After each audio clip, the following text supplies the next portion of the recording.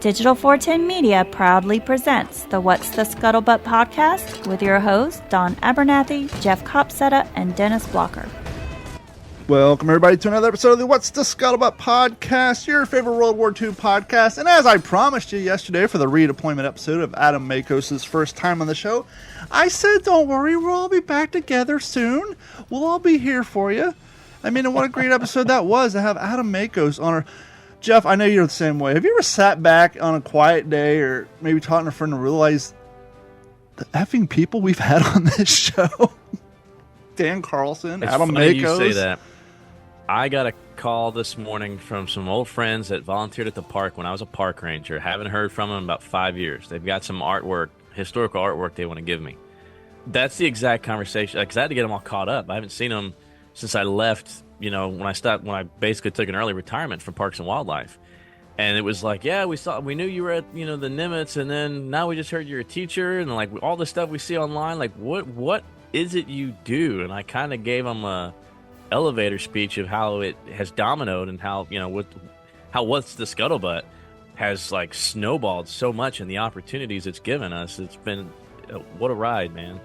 When you do that, when you take your life and you start putting it on Instagram and Facebook, especially what we do and all the different things we do, especially me having a YouTube channel, it makes me realize all the different crap I'm into. Because like you see a lot of people's Instagram, it's one thing, right? It's all fishing, or it's all hunting, or all running, or all gym, or all history. Whereas all of our Instagrams and social medias, family vacation, World War II stuff, car stuff. And Carrie's like, your YouTube channel's all over the place. I said, well, that's why I have playlists. I'm a dynamic person. I have many interests. So, but yeah, it's amazing, all the different things that we're all into, which is why when we have people on this show, we don't do it so much now, but back in the day when I had living historians on or authors, I always like to ask people, especially living historians, because I think it's cool. And the three of us are a perfect example. I mean, I'm an IT guy, you're a teacher, and you work at museums, and Dennis works at a horse ranch, and he has his history and, being a trauma tech.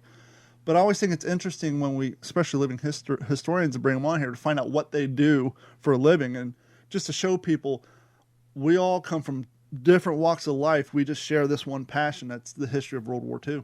Yeah, and it definitely brings a lot of different people together. Like you said, I know just from my volunteer group that I ran at the museum, you had people from all walks of life and, all these other different interests. But when we came together for that first formation, and Don, you were there for some of them, we're all connected as a family now. And it doesn't matter what we do on the outside. Like we have this one link that kind of binds us all, and that is our passion and love for World War II. So yeah, for sure. When your guys showed up, it was almost like boot camp, because what you guys did at the Nimitz was a lot different than what a lot of people do, because you guys had the ability to provide uniforms.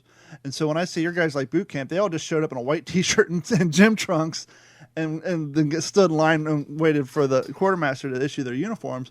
Whereas most conventional living historians, a majority of the guys show up on site in their uniform. And it's always been weird to me. Like, a lot of these guys I've known for 10, 15 years, but I've only seen them at living history events. And every once in a while, one of them will have to leave early on a Sunday, and they'll go change out of their clothes, and they'll walk up. You're like, I never pictured you for a polo guy tucked into a pair of khaki shorts, but okay, that works. It's always weird to see guys that you've known for 10 years wearing nothing but uniforms, just to see, you're a sagging starter shorts with a Bulls hat guy. Okay. Oh, okay.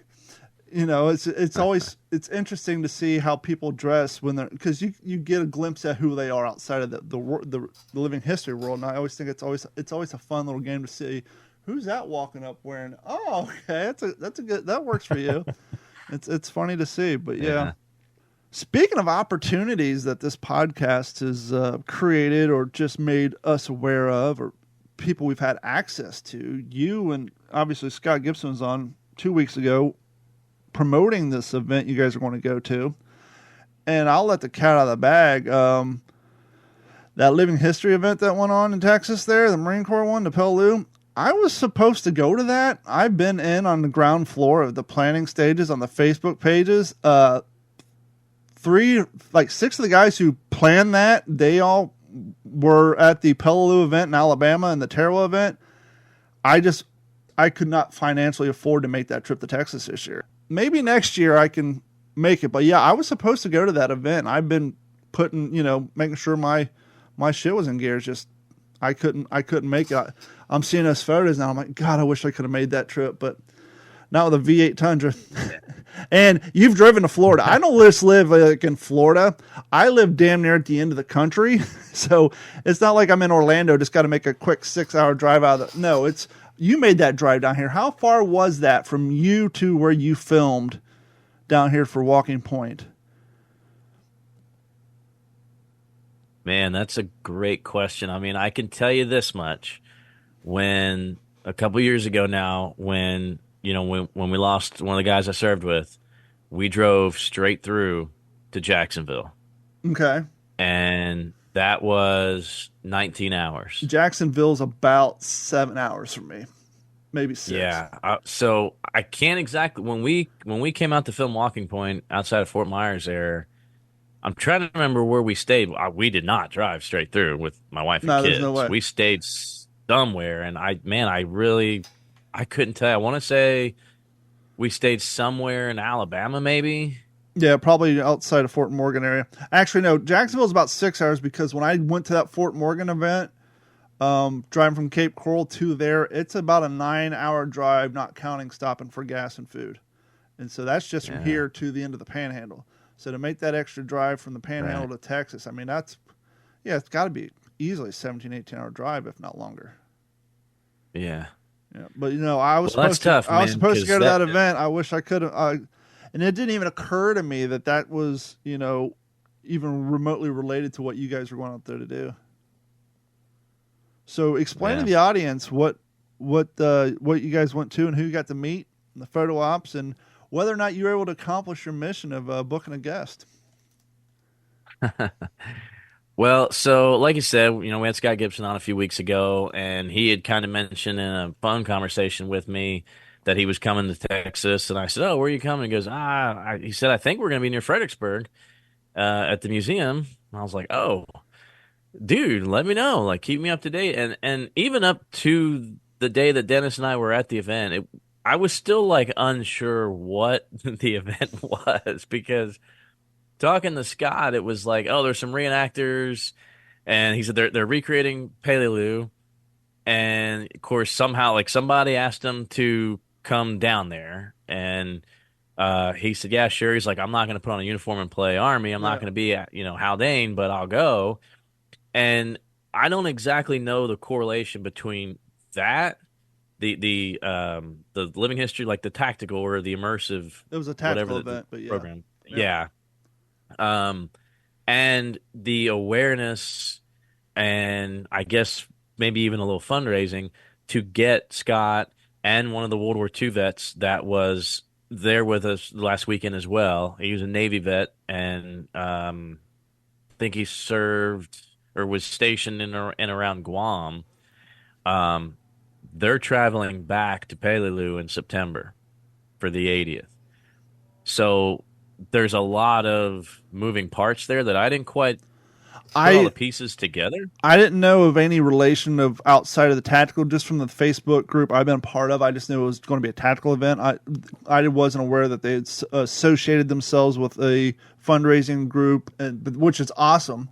I do know that from seeing the photos, some of the Japanese reenactors are actual Japanese reenactors, the same ones that we flew in from Japan for the Tarawa and Peleliu event. And so, which one of the gentlemen gave me a pack of modern day Japanese branded Lucky Strike cigarettes with the Japanese writing on them, which I have in my display case. But seeing those photos, man, it's just like, wow, that area, the property in which they held that on, compared to like some of the original photos, it's pretty damn close. Yeah. And it's the same location they did a big Iwo Jima anniversary for years ago. So and if you're familiar with World War II, Beyond the Call, the founder of that, her name's Tracy McClellan, she was there as well. And I remember Scott talking about Tracy being there, and I think Tracy was the one that kind of organized them going through the museum. And all that. And I didn't even have a chance to talk to Tracy. She ended up just she sent me a follow, request on Instagram, and I'd like to kind of get her on the show as well because what she does as a World War II documentary like filmmaker is she's done some amazing stuff too. So, but back to the event. So Scott and I were on the phone one night and we're talking about it and just kind of going over the details. We were like a few weeks out, and I just happened to like jokingly say, "Man, I know." Captain Dale Dye lives somewhere in that area because I was going to see about reaching out to him to surprise all of Company K, the reenactment group down there. And I just never really followed through with it. And he goes, "Yeah," he said, "I think he does live in that area." He said, "You know what? I haven't talked to Dale in a couple years. Maybe I'll give him a shout."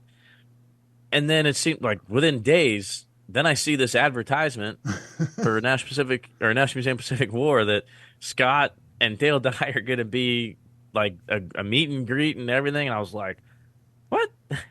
So it was kind of a strange event because, like I said, I didn't really know too much about it, and so and in all honesty, it put Dennis and I in an awkward position several times because we had no idea there were so many other people that were like responsible for putting this event together. So there were several. That's Hold on, sorry, pause for a in second. Your which- internet's breaking up. Let's wait for the buffer to sort out. Okay, Try now. I don't know.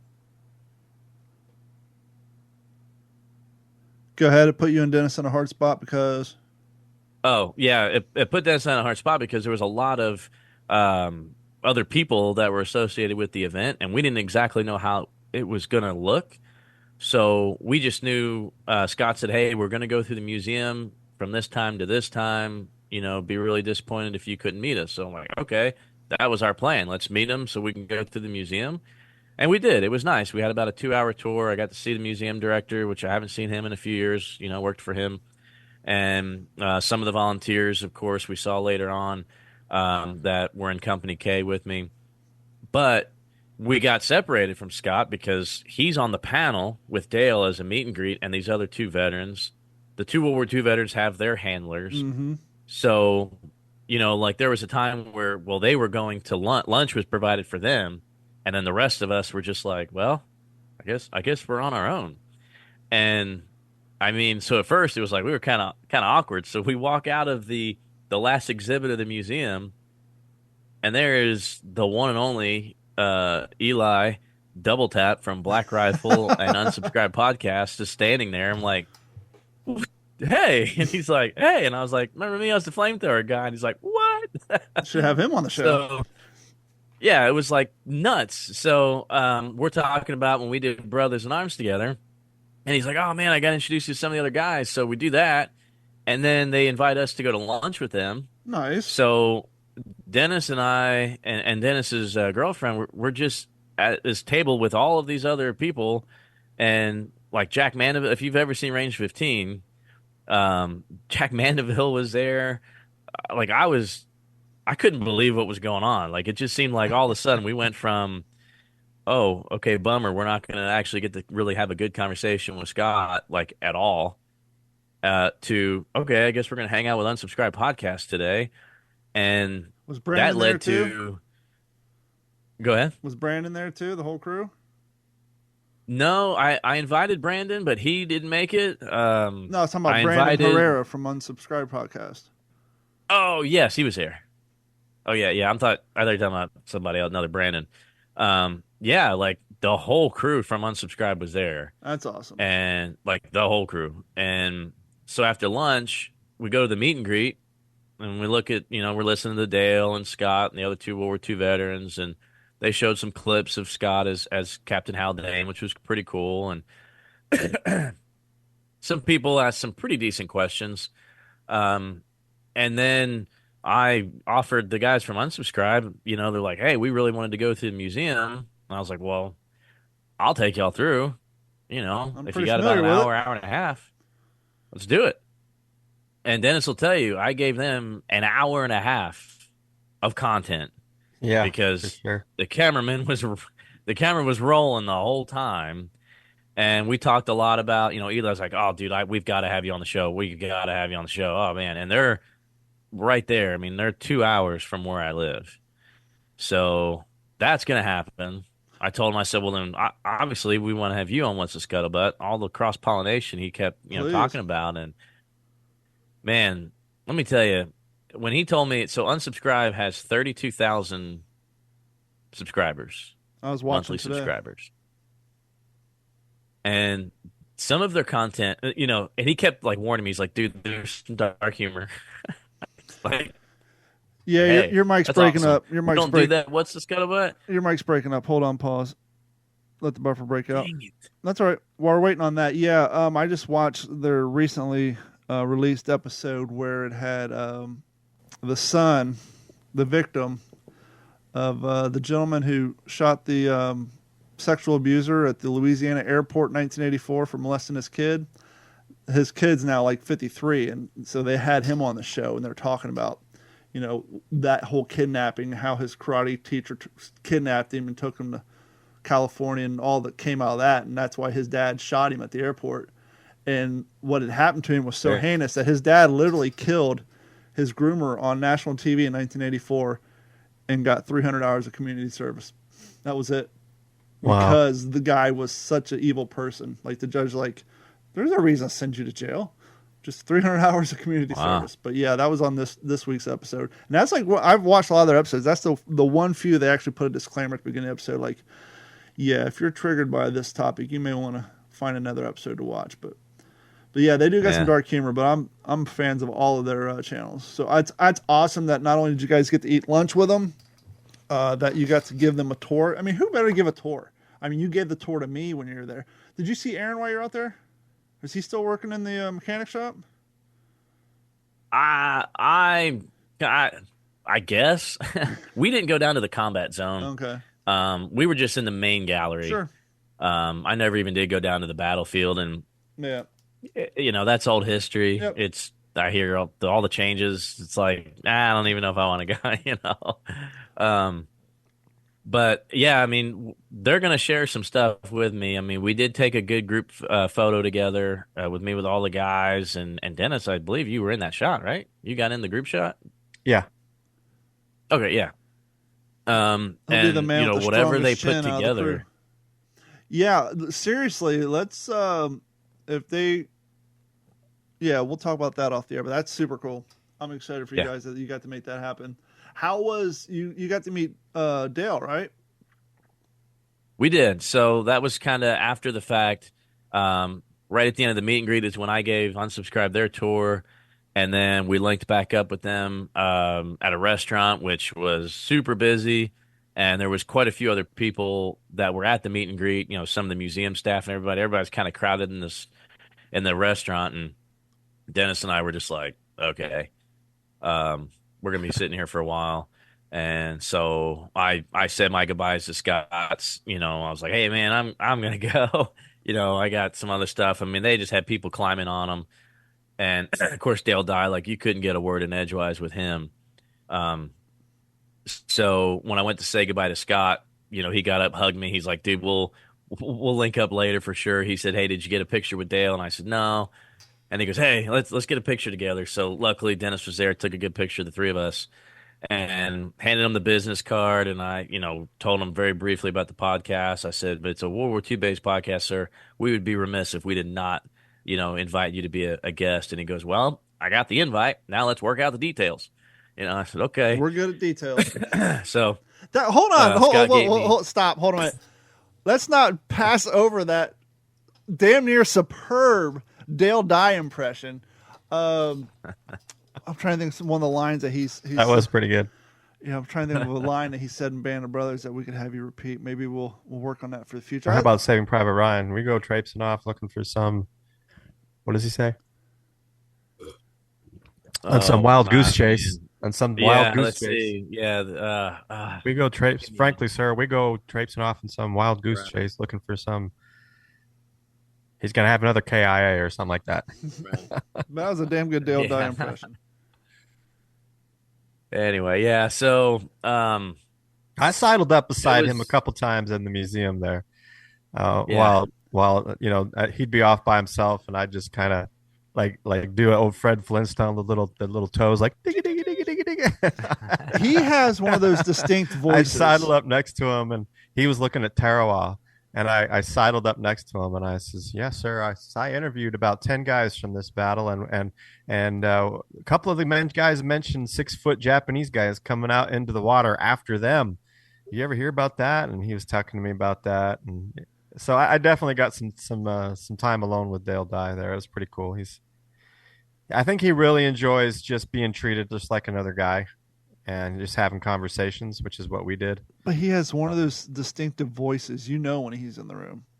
You could be you could like not even know he was supposed to be there, looking at the display yourself and hear him talk. Like, wait a minute. If that was a Scott Gibson talking behind you and you didn't know he was there, you probably wouldn't distinguish, maybe one of us who's heard the dialogue so many times, but, even somebody who's seen Pacific didn't know Scott was there, heard talking, probably wouldn't. But you recognize Dale Dye when he's talking in the room. He's just got one of those voices.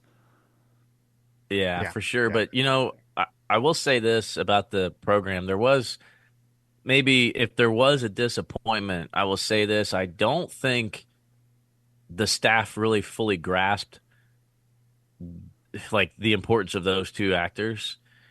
And I'd like to kind of pick the director's brain on it a little bit. He had some friends coming in, so he met us at the gallery at 10 o'clock and kind of gave us a little brief like intro tour of what used to be the temporary gallery. And Don, I don't know if you ever went in the temp gallery exhibit, but it changed every 3 months.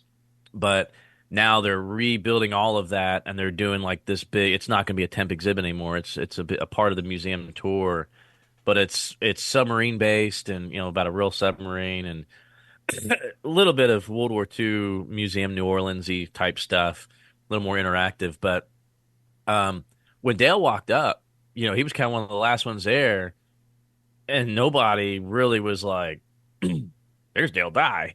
It was just like, "Oh, is everybody here? Let's start the tour." And I thought that was kind of funny that some of the staff wouldn't be like, "Before I go home, let me like shake your hand, let me shake your hand." I didn't really see any of that. And then later on in the tour, right before we go to Tarawa, and Dennis, you might remember, right before we go in the Tarawa exhibit is the Sullivan Brothers. Mm-hmm. Yeah. And it's like a little room off to the side that just talks about the Sullivan Brothers. They have the hatch And the there, Juno. don't they? What's that? Don't they have a hatch there from that vessel? Or They have a hatch from the Arizona. yeah. Well, I knew they had, or maybe it was I might be thinking of another display. I remember Sullivan. I thought they had. Okay, yeah. So they had a hatch there. I was getting confused. Oh no, Yeah. what it was the famous photo of the Sullivan Brothers is near a hatch door. That's why I made that transition. But go ahead, yeah. Okay, yeah. So, and the volunteer leading the tour, we kind of skipped over it. He goes, "Hey, and this behind me, this is about the Sullivan Brothers. Is everybody familiar with that?" And he said, "Well, has anybody ever seen Saving Private Ryan?" And of course, we're all like, "Duh!" And of course, Dale Dye, he was standing right next to time and goes, "Seen it? Hell, I made it." I was going to ask you But it caught me. Let me maybe this will help. The demographic of the volunteers giving the tours, were they older than us, younger than us, same age as us? Yeah, no, he was older. I mean, he's been there for a while, but still, it kind of caught me off guard because it was like, that's a funny joke if you obviously know this is Captain Dale Dye standing 10 feet away from you. Yeah, for sure. But it was delivered in a way that was like, this is a serious question. Like, do you not know who these people are? So Yeah, it's like, that kind of caught me off Was there guard. not a memo like at the beginning of everybody's shift that morning? Hey, we got some very important people coming today. Maybe he didn't know. Yeah. Yeah, I don't know if he knew. I think it was just, hey, you're going to lead a tour from 10 to 12 for some people and some World War II vet. I don't know, but there was one post I saw on social that like advertised the meet and greet.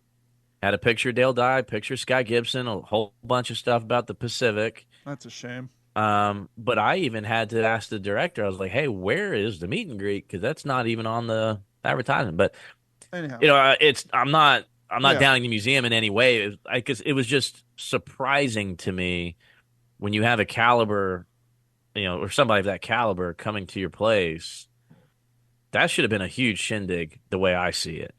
Um, Yeah. especially two World War II veterans coming through that traveled pretty far. I mean, Don lives outside of Dallas, so um, it is what it is. It was a really fun event. Yes, I'm sure we're going to hear from Dale Dye and have him on. I can't wait to announce that news. I mean, he was interested. It's very simple to do what we do to have him Yep. on, so it's going to be a great episode. And um, it's definitely we're not going to spend an hour asking him questions that we can Google the answers to, and I Sure. think he knows that. But other than that, it was great to see Scott, and we're going to see Scott again the first weekend of October. And Dennis is going to come hang out with us as well with the Wish for Our Heroes Gala that I went to last year. If you remember that, when I got to meet Kyle Chandler and some of the San Antonio Spurs and When's that? some other actors, and yeah, it's a big event there in San Antonio. And Scott goes to several of the galas. They have him quarterly. He goes to Pearl Harbor in December for it. And then there's one in, I think they do one in Minneapolis. And then it was founded here in San Antonio by a former Army captain. He started this Wish for Heroes, and then it's also part of the Walk Among Heroes, where they travel to Normandy in June every year. That's who Scott goes to Normandy with, that group. Now, So does Scott have a place? they raise in a lot of money. Texas, or does he just come down there a lot? What Does Scott, What's that? Does Scott have a residence in Texas, or is because I know obviously he's Canadian, but he just flies down there all the time? Yeah, he's all over the place. Yeah. So, uh, but it was cool seeing Scott. And he sent me a message, and I forwarded it to Dennis. You know, he was like, "Man, I had like 500 short conversations that day. Sorry, we didn't get to talk as much. You know, it is the nature of the program." And I said, for sure. You know, I felt bad for Dennis. I think we both envisioned, you know, Yeah, unicorns and fairy tales, and we're just gonna hang out with Dale Dye for 8 hours and have them all to ourselves, right? Like that. That ain't happening. But yeah, but one of the other highlights. as an organizer, as you've organized enough of these events to know the insanity and the logistics that go along with it, and so I mean, you're not completely surprised by it at all. No, It's just not at all. And it turned out well because the unsubscribe thing happened, and that was a lot of fun. So, huge but fun. another highlight, and I want to hand over to the mic to Dennis now for a little bit. But you know, I spent 5 years working at that museum, countless hours. Now, of course, I wasn't always up at the main gallery. You know, my headquarters was the battlefield 2 blocks away, but still, spent a lot of time in that museum Mhm. and different things. And I probably walked by the memorial courtyard, I don't know how many times. And Don, I know you were in the courtyard Yep. before. You just plaques upon plaques upon plaques, and all the rock walls that separate the courtyard from the Japanese garden. And then when you walk to the Bush Gallery, there's plaques everywhere. There's memorial bricks everywhere. But to be with Dennis, for him to walk us directly to the memorial plaque for his grandfather's LCI gunboat, Wow. LCI 449, it gave me chills, man, because it was like it gave meaning to something that was meaningless to me, and I don't mean that in a bad way, but it was just you walk past all this stuff all the time, and then all of a sudden there's one that's now like a beacon that I know this story. And the plaque, it's a beautiful plaque, and all the names of the crew are on there, and if they were wounded in action or killed in action. So I'm seeing all of these names. Like I know what happened to that guy. I know this. I know how he died. It was so cool. And if I'd have just seen it by myself, I'd have taken a picture and sent it to Dennis. But to have Dennis walk me to it, you know, Dennis was then the tour guide, and I was just like, wow, I didn't even know this plaque was here. I walked past it 100,000 times. So that was aside from the people that we met and the things we got to do, man, that was a highlight for me for sure that day to see LCI 449's plaque. Was that your first time seeing that plaque, Dennis, or have you been to the museum a few times? No, I've got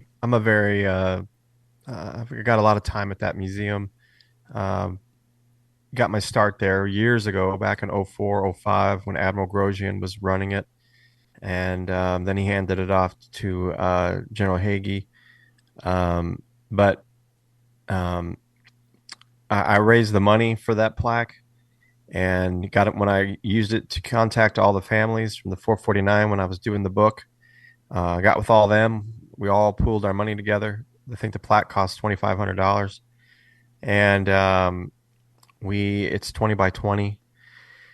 I designed it, put all the names. I wanted to make sure that all the names were on there, even the observers, the UDT observer, the Marine Corps UDT observer, and then what happened to them, like if they're wounded or killed, or Bronze Star, Silver Star, Rufus Herring got the Medal of Honor, and then a picture of the ship, picture of Rufus Herring.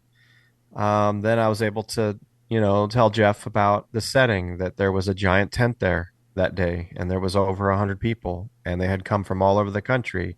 And Lawrence Bozarth's mom was there. She was a Gold Star mom. He died at Iwo Jima on the 449. His mom was there, and his siblings, and the executive officer or the engineering officer from the 474 gunboat beside my grandpa's that sunk, that he was there.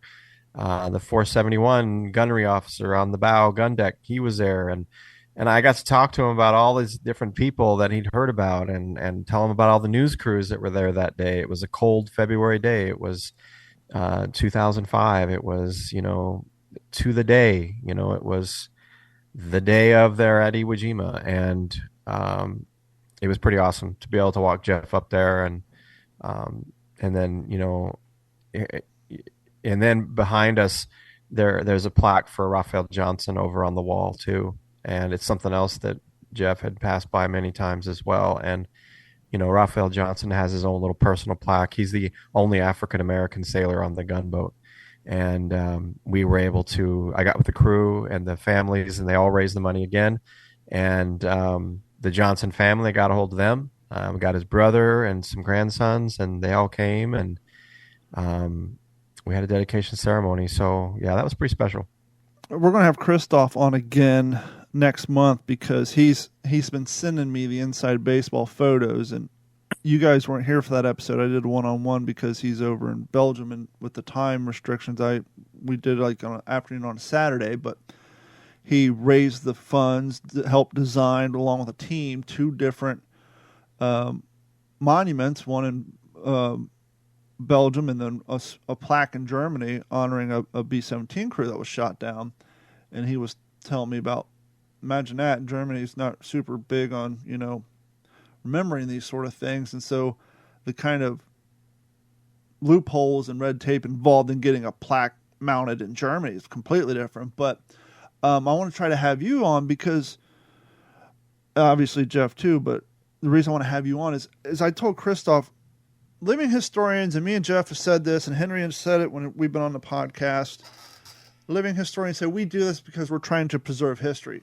Well, you and Christoph actually are preserving history. You're one of the few people who actually take the history and go through the process of getting plaques made and raising the money and finding a designer. And, like if Jeff and I said, let's get a plaque for this person, I'm sure we would get it done, but because you've done it, the amount of work. I mean, I wouldn't even know do I go to a baseball trophy guy? I mean, I wouldn't even know where to begin to look for a quality monument creator, or, a plaque's one thing, but in the case of Christoph, he had 2 6-foot statues made of 2 B-17 airmen who you had to find an artist to get that. So the amount of effort, and I want to commend you for, you and the people involved in getting those plaques made for your grandfather's gunship. It's one thing to say, hey, I'm a living historian, I want to preserve history, and then to do what you did. I mean, I would literally take my hat off for you, but my headset's on. I'm proud of you. I mean, I know it was a long time ago, but to hear that, I don't know, to me, it's just mind blowing the amount of effort, time, and dedication it puts forth to getting a plaque, a monument, anything that's going to be a permanent structure, and created like that. And it's one thing to have it put on a private property or museum, but like in Christoph's case, getting this passed and cleared and put on a piece of city property is even harder, especially in formerly your enemy's territory, which is now modern day Germany. But yeah, I would love to have you on when he comes back on. Try to make the times end work, because I think you guys could really communicate Yeah, I the would enjoy effort that. and energy of what it takes to get that done, because that's tremendous. It's neat to know that there's people just like you that have the same passion and the same drive and the same dedication to feel the weight of responsibility that's self-imposed from people you never met, and you most of the time you never knew, but you feel that weight of responsibility, and it moves you to do so many things and to put up with so much while others are having fun or going to the movies. You're putting in time on the computer, and you're researching, and you're contacting people, and you're putting pennies away, and you're traveling and interviewing. And it's neat to know that there's people like the gentleman you're talking about over there in Europe that, you know, did the same exact thing. I'd love to meet him. Another one that I would really like to meet would be Adam Makos, because we, around the same time, we're both crisscrossing the country together, on our way to interview people, and probably passed each other on separate highways many times on different excursions to go interview. I was thinking of the other day when I was talking to Dale Dye, and I was standing there and I was looking at everybody, and my mind wandered, and I was thinking about my trip one of the trips I took, and sitting in a farmhouse in Shelbina, Missouri, and the farmer, Ken Huff, his floor was being ripped up, and his wife was there. She had an apron on, a really pretty blue dress with white flowers on it. And we sat in this kitchen around this giant hole with men down in the hole, and hammers and nails and banging. And his wife brought little discs of ice cream over to us with cherries on top.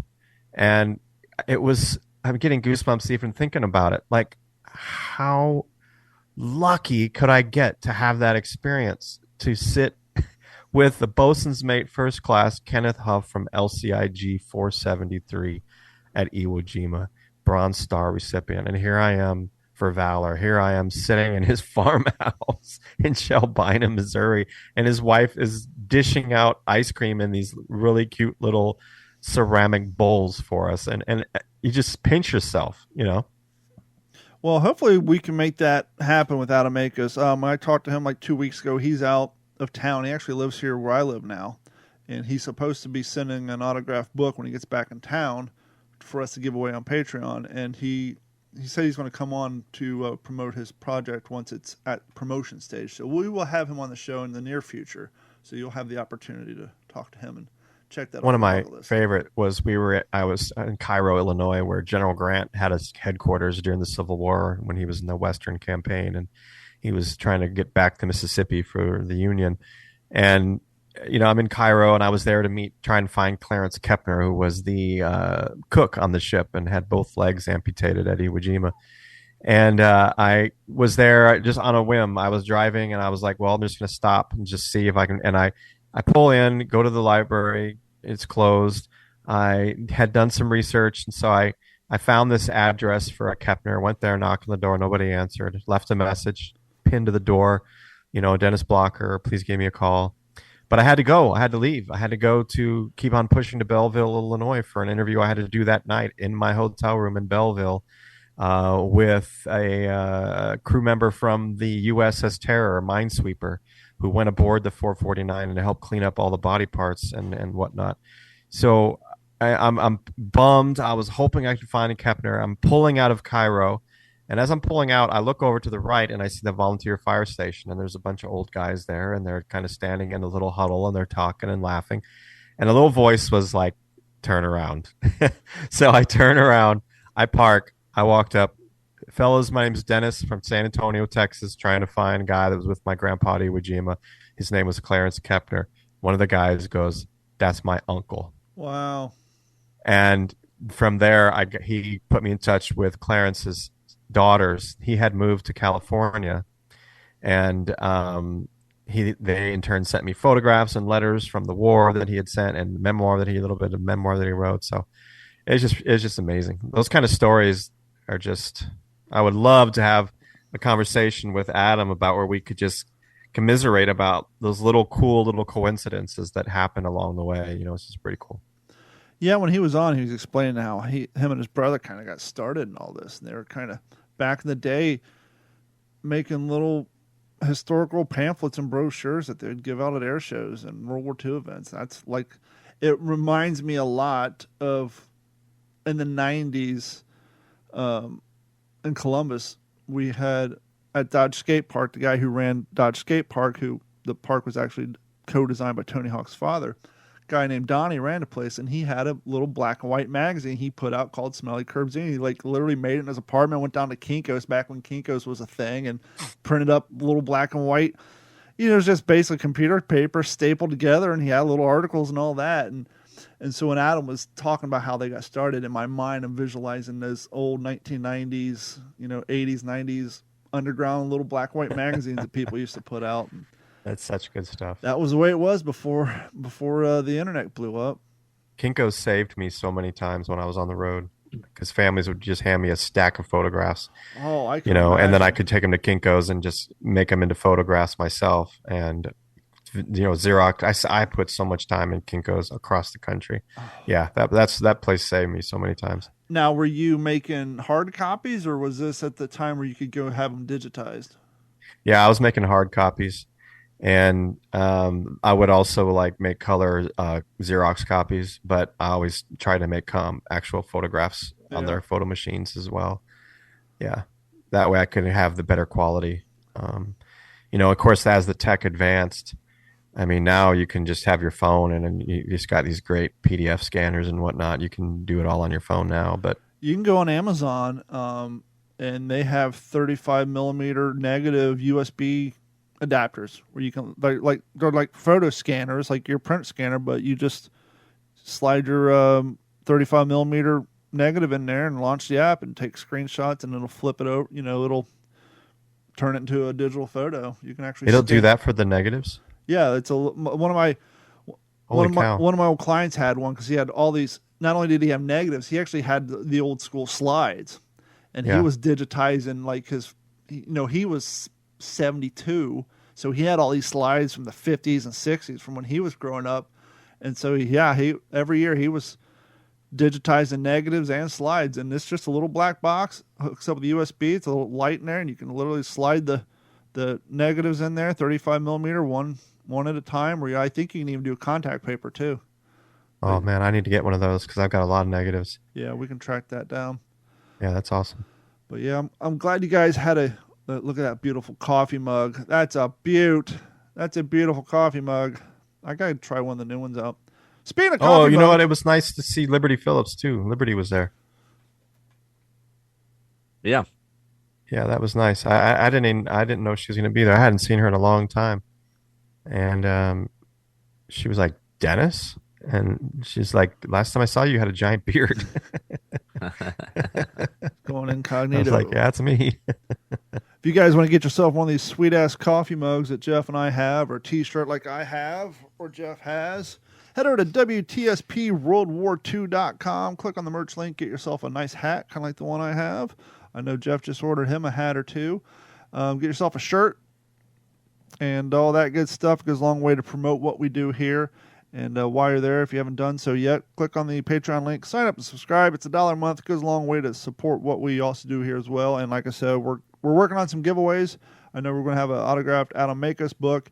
I know Jeff had to work in the background. He's working on a possible giveaway, so we're going to keep those going.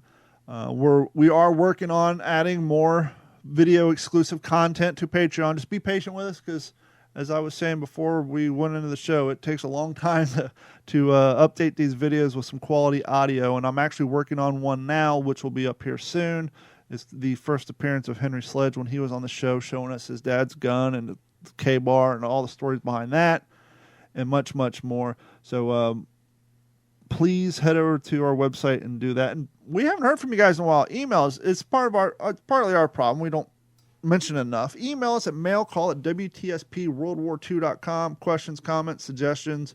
And as we said in the past, if you think there's a topic you want to hear us talk about, or maybe you have a topic that's your strong point whenever you do living history presentations and you want to come on the show and help educate our audience, please reach out to us. Mailcall@WTSPWorldWar2.com.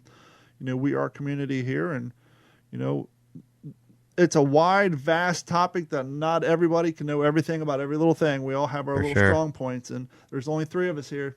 And so you want to add to our strong points, please reach out to us and do that. We haven't done this. Hey, Don, can I give a shout out? Absolutely not. No, go ahead. I want to just say thank you to I know there's been a couple subscribers that have reached out, private messaged me about ordering some of the books that I've written. And I just wanted to let, folks know I really appreciate their patience. I hadn't been able to send anything out because my dad went into cardiac arrest after his surgery the other day. And we thought we were going to lose him. They got him back. That's awesome. And he's been on the road to recovery. So I've been spending a lot of nights in the hospitals.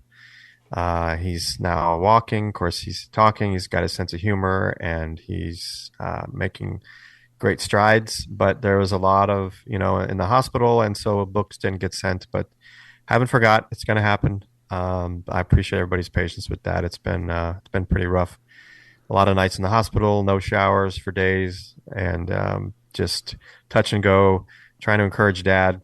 He's used to being an alpha and being on top, and a dog trainer, Afghanistan, Iraq, retired policeman, Air Force cop, very active even now. And for him to get hit with that unexpectedly from negligence, and he has had some down days, and thankfully I've been there to say, hey, you have a right to be bummed out, but we can't afford that for too long because you've got to get busy. And you've got stuff to do, and you've got books to write, and you've got dogs needing to be trained, and you've got all these thousands of people all across the world sending messages from England, Australia, Belgium, Germany, Canada, all over the place, sending messages to Dad. We're praying for you. Keep after it. You need to get done because we need these books. So anyway, that's kind of an update on my dad, but I appreciate everybody's prayers and yeah, I was very excited to see your post talking about how he's on the mends. And if you guys missed the episode 2 weeks ago, it was just Dennis and I. We did a deep dive on Dennis's book, Clear, and his background. And one of the things that I noticed during the interview is the amount of passion and the hold that those memories in that book still has on Dennis. You can hear it in his voice when he talks about it. And so if you want to get that book, please head over to WTSPWorldWar2.com. Look for that episode. There's links on where you can purchase it on Amazon. And as Dennis has said on that episode as well, reach out to us, whether it's through Dennis's social media, which you can get linked on our website, or to mail call at WTSPWorldWar2.com. Dennis will happily send you his Venmo account for a small fee. You can just buy the book directly off of him, and he will autograph it and personalize it to you and send it to you, opposed to just getting, one from Amazon. It's just blank and off the shelf. He will happily autograph one and personalize it for you or a family member if you want to do it as a gift. Yep, for sure. So mail call at WTSP World War II. Just put Clear in the subject line, and we'll pass it on to Dennis, and you guys get a copy of his book. Speaking of books, hey, Jeff, what you reading? Jeez. Well, I came prepared because I'm reading a lot right now because I have to, because I'm studying World War One. So I've got a couple of them here with me that I would highly recommend. And we talk about this a lot. I know this is a World War II podcast, but you can't get World War II unless you get World War One. Mm-hmm. So if you read one book about World War One, it's got to be The American Heritage History of World War One by Brigadier General S.L.A. Marshall. This is about as scaled down a version as you're going to get. This is World War One start to finish. This has been a really, really entertaining read. And honestly, if you've ever read anything from S.L.A. Marshall, this is a good read. I mean, it's an easy read as well. What's the copyright date on that guy? What's that? It looks like a relatively modern cover. What's the copyright date on that? Like late 80s or early 90s? Come on, you know me better than that. 66. Well, I saw the cover, and it kind of has that. It has the stylization of that photo, at least over the zoom. It kind of looks like a more modern cover. So. Oh yeah, no, not at all. I'm still working on because this is part of my thesis. So I'm reading Billy Mitchell's Memoirs of World War One. This is a first edition printing as well. This book that I have. Um, Man, if the military would have listened to Billy Mitchell in 1917, holy smokes. I can't wait to write about this because so many things could have been different going into the Second World War from an aviation perspective. It would have been that much Um, more advanced, you're saying? We would have been ahead of the game? well, I don't know. I mean, I don't know necessarily ahead of the game, but I think just more from a strategic standpoint, how we utilize air, because the French Well, and figured didn't it he out. predict Pearl Harbor, Jeff? I think a lot of guys from the First World War predicted Pearl Harbor. Yeah, but Yeah. Billy Mitchell's definitely one that, yeah, he saw the handwriting on the wall. Um, but it was the French that first understood that you need to use airplanes on the offensive, not on the defensive. And you have to put a whole bunch of them together and fly in formations and attack. Before it was just honestly, it was just from an observation perspective, right? They were just sent up to spot for the artillery because World War One was going to be, fought and won on artillery. Hmm. In 1916, it was attrition. Let's just make a rain of fire and artillery shells. So aviation was just a way to get above the battlefield and spot. And you kind of stayed in your side, and they stayed over there, and that was it. And the reason that so many of the German pilots survived being shot down so many times is because it was the British and the French that finally and later on the American pilots um, going over the lines, going beyond no man's land, going beyond the German trenches and attacking targets, attacking the German aviation. So as they're getting shot down, they're getting shot down behind their own lines, whereas the Entente and the Allied powers are getting shot down behind enemy lines. So, but starting as early as May of 1917, a month after the U.S. enters the war, Billy Mitchell was already there, touring British, French, and Canadian forces on the front lines. He was shelled several times. He understood from the French, aviation perspective that airplanes need to be offensive. They need to work in formations. You need to have pursuit planes that are specifically designed for pursuit, and you need to have bombers that are specifically designed for bombing. And this is in 1917. Were they all still primarily canvas made at that Oh, point? absolutely. Oh, yeah. This is long before the aluminum Well, I didn't monoplanes know and if things they, like that. yeah, gone to wood yet. Yeah. So that's been a really interesting read from Billy Mitchell, and then of course the First World War, the First World War, the War to End All Wars. I'm reading a lot of books, guys, on World War One right now. I'm reading about five, including the memoirs. I mean, it doesn't get any more boring and dry than this, but the memories, letters, and documents of Moltke the Younger, Helmut von Moltke, who was the first general, chief of staff for the Germans. Um, he lasted about 3 months into the war and was sacked in October of 1914. Um, but a lot of relevant stuff, even here, even in a German general in 1914, it's relevant to what our boys were going through not 30 years later. How's the comprehension on the translation of that? And what I reason I asked that, we've talked about jokingly, like if you just go read a Life magazine from 1943, just the basic changes in grammar and some of the vernacular they use in that 80 years takes a little comprehension. And case of me, you might have to read it once or twice, but you're going back to reading text that's translated from German to English, and it's from 1918. How's the reading of that book, like just the terminology they use or the vernacular of the day once it's been translated? Have you I noticed? haven't come across a word I don't recognize, Well, honestly. I guess not maybe a word you don't recognize, but maybe the structure, how they spoke back then, I guess, is what more I'm leaning towards.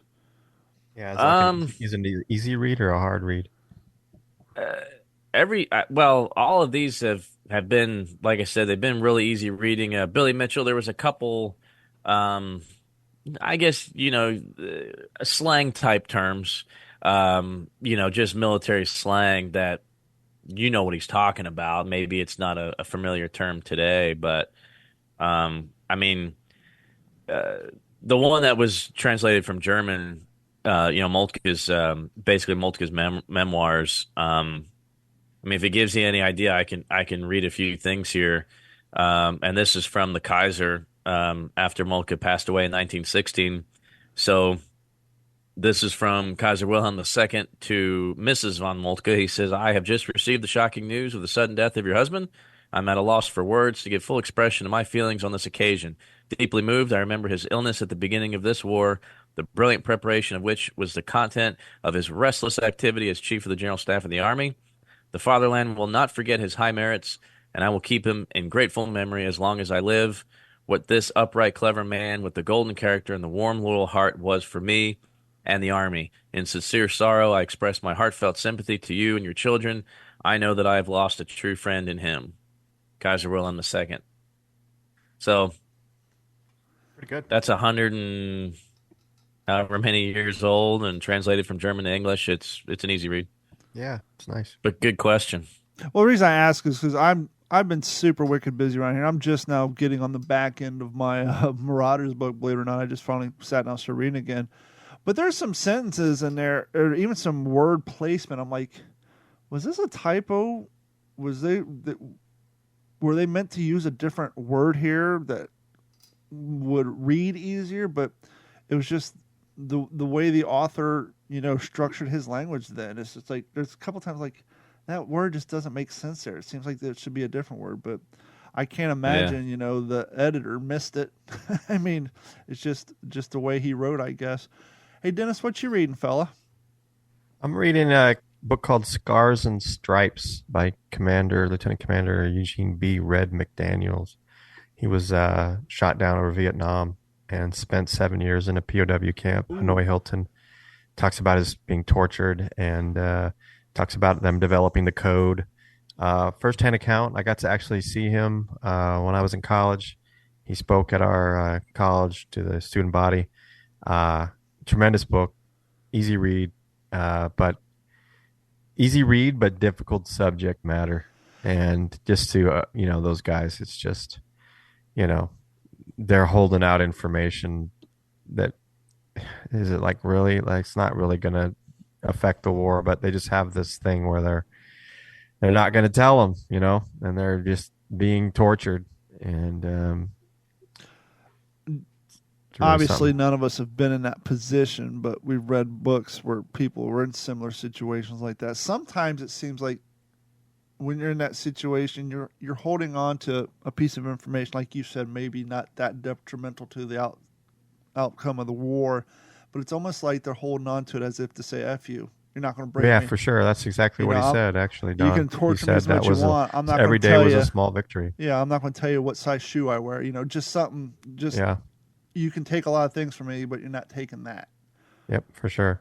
Every day was a small little victory, being able to do those things. Yeah, pretty cool. Just goes. What are you reading? Marauders book? Yeah, like I said, I'm finally on the back end of that, getting that one caught up. And then I'm looking at my my physical books here in my bookshelf. That I'm trying to figure out what I want to jump onto next. If I want to stay in the Pacific, or if I want to go back over to European theater, or Zalman King, maybe 50 Shades of Grey, something like that. 50 Shades More. What's that one, Jeff? Just World War One. Oh, yeah. Hey, I do have an update. You mentioned earlier on the giveaway.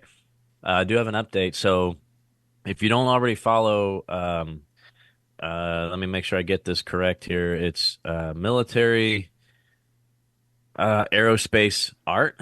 If you don't follow military aerospace art and you appreciate aviation art, you're going to want to follow them. So they're the ones that reached out to me about a print about a P-51 who shot down a P-51 pilot who shot down an Arado 234 German jet on the 19th of March 1945. So the deal was that I'm going to get one for me, and we're going to get one to give away for What's the Scuttlebutt listeners, and they will be signed by the pilot, Huey Lamb Jr. He was a first lieutenant at the time, flying his P-51 Mustang, the Etta Jean 2. He intercepted and destroyed a low-flying Arado 234 jet, and he's also credited with shooting down an ME-262 on a different mission, flying a P-47. So they sent me pictures of Lieutenant Lamb signing the print. They're let me look at the dimensions here. I want to say, 20 by 16, so it's not like it's a huge poster. That's a nice, decent size print. Yeah. It's a beautiful picture of this checkered, black and white checkered cowling, P-51 down in this German jet. I'm really excited. I'm hoping this thing, they said they could send it as quick as tomorrow. Wow. I don't know where they come from. I think it's UK based. So we'll have to see, but I will let you know as soon as I get it. And then I'm excited about that giveaway because that's a hot item for sure. Yeah, for sure. That's Absolutely. Signed by a World War II vet. awesome. Yeah. Well, I think that's going to wrap it up for this episode of the What's the Scuttlebutt podcast, your favorite World War II paced podcast. We want to thank each and every one of you for your continued support, and for myself, Jeff Copsetta, Mr. Dennis Big Chin Blocker. Thank you guys so much, and we'll talk to you all next week. I'll take care. This has been a Digital 410 production.